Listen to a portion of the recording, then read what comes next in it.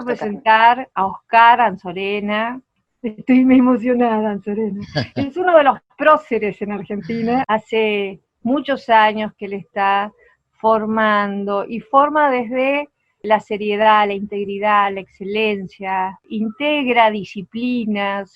De hecho, creo que es la única consultora y escuela que tiene 3 certificaciones internacionales, porque integra permanentemente el conocimiento y lo recrea, y eso hace muy bien a la profesión y a la sociedad.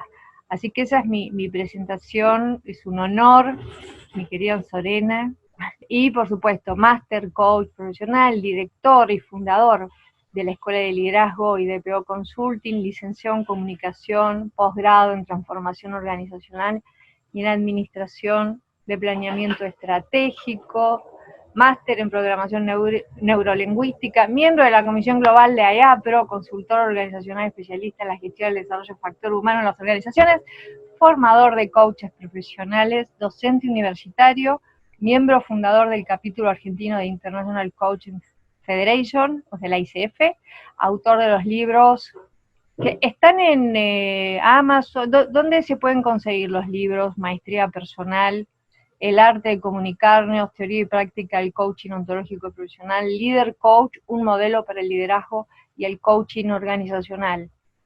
Después, Oscar, yo te voy a dejar esa pregunta, ¿de dónde se pueden conseguir tus libros? Porque hay gente, hoy no está Sudáfrica, pero hasta hoy teníamos gente hasta en Sudáfrica. Sí, Entonces, sí. para que puedan acceder a esas perlitas, tus libros, después dónde se consiguen.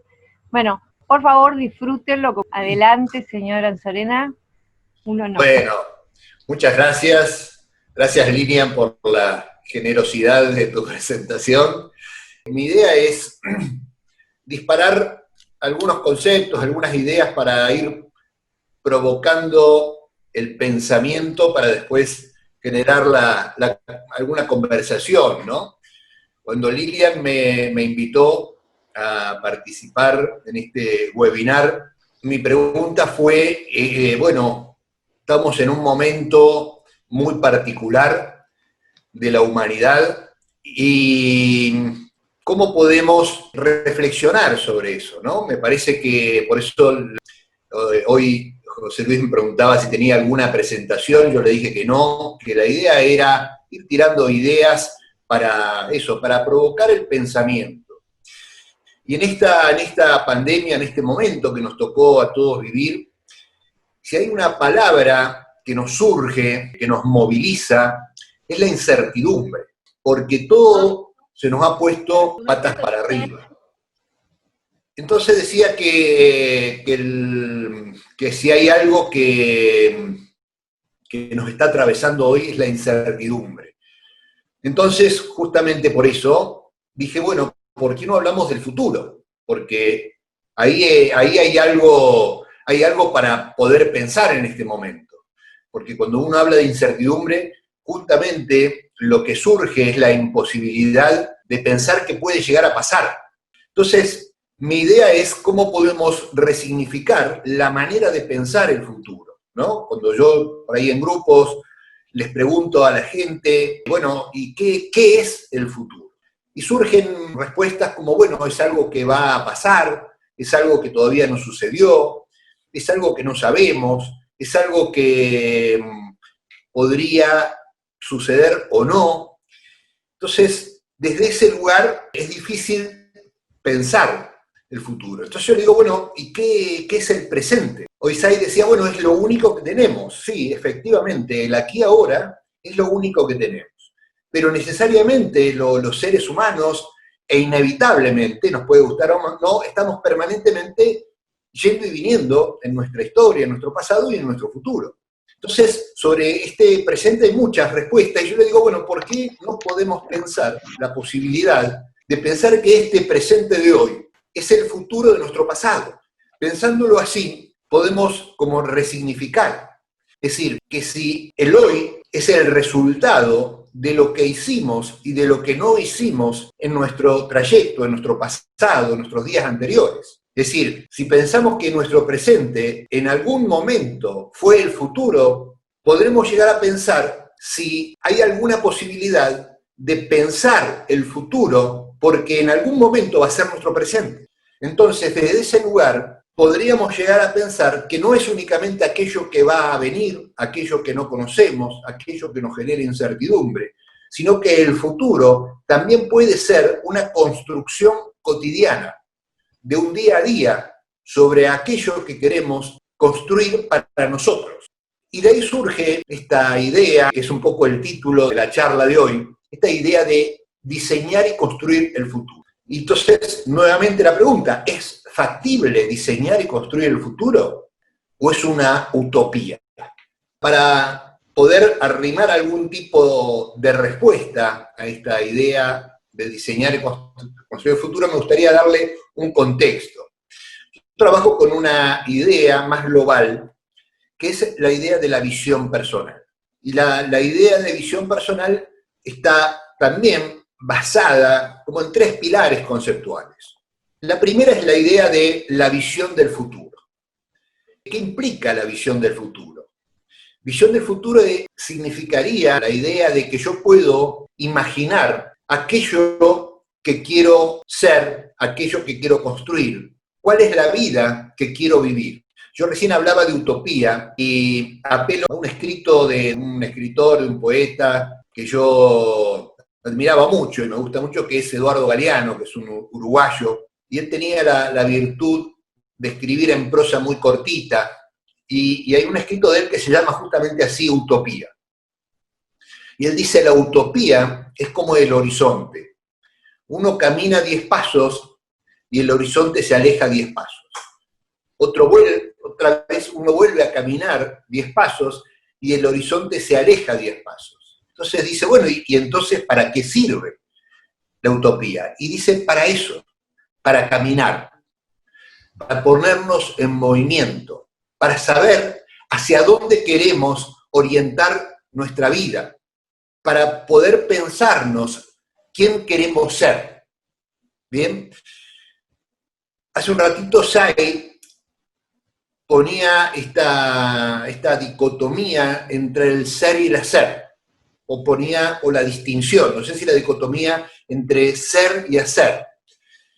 Y generalmente nosotros como sociedad, como cultura, que tenemos un sentido común, ¿no? Es decir, nos enseñan, y tal vez nosotros también les transmitimos a nuestros hijos, una lógica, que hay que hacer. El foco siempre nos ponen, che, hay que hacer, o tenés que estudiar para hacer.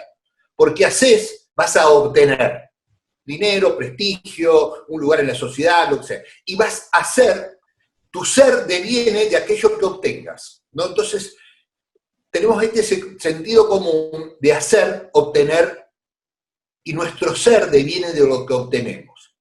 Yo creo que hay que dar vuelta la tabla, hay que invertir esta lógica y pensar desde el ser. ¿Quién quiero ser?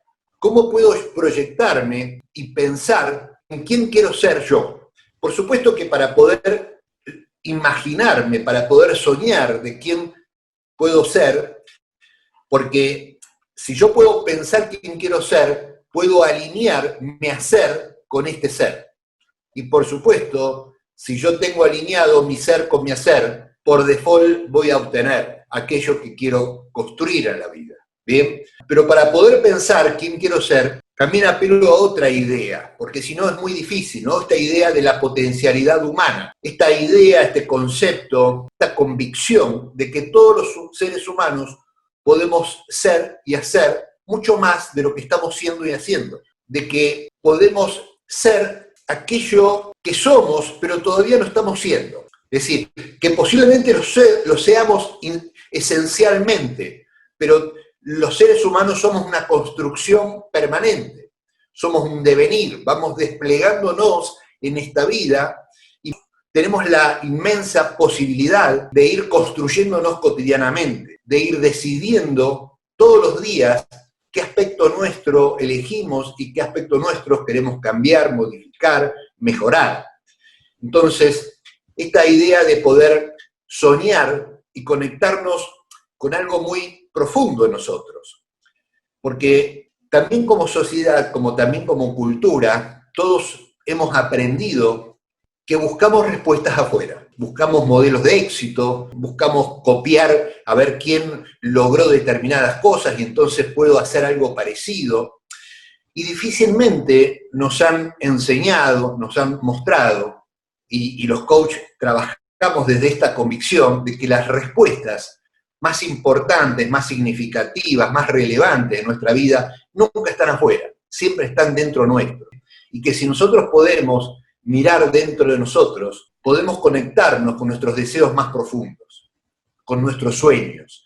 Y los sueños no son ilusión, los sueños son poder proyectarnos en la vida y decir qué vida queremos construir para nosotros, quién quiero ser yo en este mundo, a qué he venido, qué marca quiero dejar en mi historia, en mi trayecto en esta vida.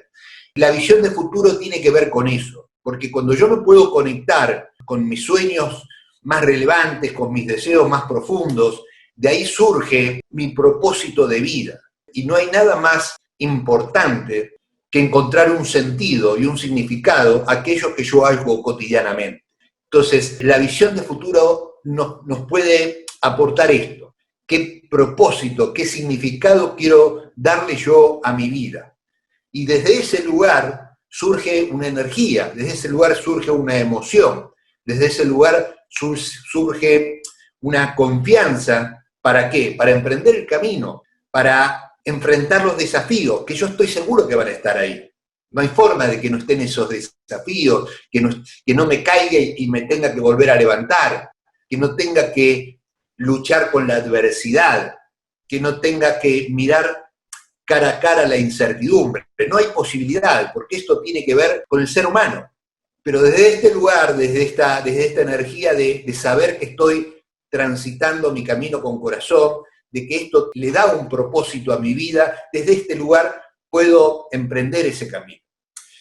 Y si ustedes piensan, el tema de la visión no solamente es algo que da un sentido en lo personal, ¿bien? Si bien yo estoy hablando de la visión personal. Ustedes piensen, hay miles de ejemplos, ¿no? Es decir, yo creo que la visión prende esta chispa que enciende nuestro entusiasmo, y que es tal vez la característica de los líderes, de los visionarios, de todas las personas que de alguna manera dejaron su marca en la historia. Me viene un ejemplo que para mí es tal vez un ejemplo muy significativo de uno de los grandes líderes de la humanidad, que es Martin Luther King. Martin Luther King, para los que no lo conocen, no lo han sentido nombrar, es alguien que ahí por la década de los 60, ya hace unos 60 años atrás, fue el que encabezó una de las grandes luchas por la igualdad racial en Estados Unidos, ¿no? Y él era un líder pacifista. En ese momento convivían un grupo de personas que pensaban que esto se podía hacer de una manera más radical, más violenta, y él encabezaba un movimiento pacifista pero que ponía el cuerpo en esta lucha racial. Y una de las grandes herramientas que él utilizó para movilizar a su gente y para ponerla en movimiento en esa lucha que él encabezaba es la visión. Y él tiene un discurso que es muy, muy conocido, que se llama "Tengo un sueño", ¿no? Y entonces él le contaba a su gente su visión. Él decía: sueño para que mis hijos puedan jugar con los hijos de los blancos en el colegio y no sean discriminados por el color de su piel, sino que sean valorados por lo que son como seres humanos. Fíjense qué fuerza que tiene esa imagen. Y uno dice, bueno, es una ilusión. Y volvemos al tema de la utopía. Sí, posiblemente si uno piensa hace 60 años, esto era utópico, pero hoy es una realidad. ¿Por qué? Porque tal vez esa persona pudo hacer carne ese sueño en millones de personas. Así que, para mí el tema de la visión de futuro es uno de estos pilares. ¿Hacia dónde voy? ¿Hacia dónde camino? Pero hay otro pilar, y vuelvo a esta analogía o esta metáfora del horizonte, que se va moviendo según mi lugar de observación. Nosotros los coaches, todos los coaches ontológicos hablamos mucho de qué tipo de observador somos. Y según donde nos posicionemos, vamos a ver diferente tipo de cosas. Y este tema de que si voy caminando y me voy moviendo de lugar, voy viendo otro tipo de horizonte. Entonces, si yo me pregunto, bueno, esta visión de futuro, ¿desde dónde la estoy mirando? Y ahí surge otro pilar que yo le llamo el autoconocimiento. El autoconocimiento es mi aquí ahora, quién estoy siendo. Porque si yo me puedo pensar quién quiero ser, me parece absolutamente necesario que también tenga conciencia de quién estoy siendo, cuáles son mis modelos mentales, cuáles son mis fortalezas y debilidades, cuál es mi emocionalidad que me transita habitualmente, cuál es mi conciencia emocional, cuáles son mis parámetros para medir, qué cosa considero posible, qué cosa... Es decir, una conciencia sobre uno mismo. Desde ese lugar partimos. Y esto tampoco es algo habitual que nos enseñen o que nos alienten a hacer, digamos, a tener mayor conciencia sobre uno mismo, a transitar esta aventura del autoconocimiento. Por supuesto que nos encontramos con cosas que no nos gustan, definitivamente, pero solo desde ahí, solo desde ponerle luz a nuestra sombra, podemos decidir desde un lugar de conciencia cómo vamos a ir evolucionando como seres humanos. Si no, no hay forma. Y por último, el tercer pilar, en esta construcción que yo llamo la visión personal, tiene que ver con esto que es un poco el título de esta pequeña charla de hoy, que es el diseño y la construcción de futuro. Porque si yo creo que mi presente es el resultado de todas las decisiones que tomé y dejé de tomar, de todas las acciones que hice y dejé de hacer, en aquello que hoy es el pasado, pero que en aquel momento fue el presente, entonces la idea es cómo yo puedo diseñar y construir ese futuro que quiero para mí. Cómo puedo diseñar y construir ese ser que yo quiero ser y que todavía no estoy siendo. Y para eso hay dos elementos centrales. Primero, esta convicción que el futuro se construye día a día y que esa construcción nunca es lineal, es entre lo que yo hago y lo que me propone el universo. Yo durante algún tiempo vivía cerca del mar y a veces iba muy temprano a caminar por la playa. Y siempre me fascinaba a ver qué había traído el mar esa noche, qué cosa me encontraba. Y ahí está la incertidumbre. La vida es así, siempre nos va a traer cosas que nosotros ni siquiera podemos imaginar.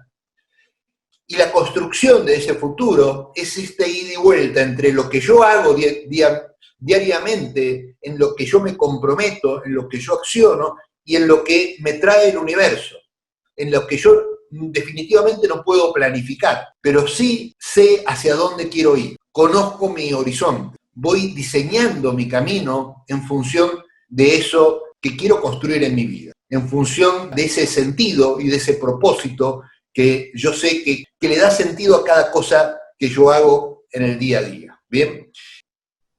No sé si me excedí el tiempo, o estamos bien, o... ¿Estamos bien? Bueno, entonces espero tirar estas ideas para poder abrir una conversación y cierro con esto. Y gracias por la atenta escucha. Me imagino que estamos todos los 79 con muchas preguntas, inquietudes, atención plena. A ver, ¿qué hay de inquietudes? José Luis, ¿qué estás viendo? Sí, Susana, para Oscar, dice, ¿qué hacer ante el miedo y la ansiedad al proyectar el futuro? Bueno, digamos, esa pregunta de alguna manera ya implica que va a haber una emocionalidad, ¿no? De miedo y de ansiedad. Yo creo que no necesariamente es así.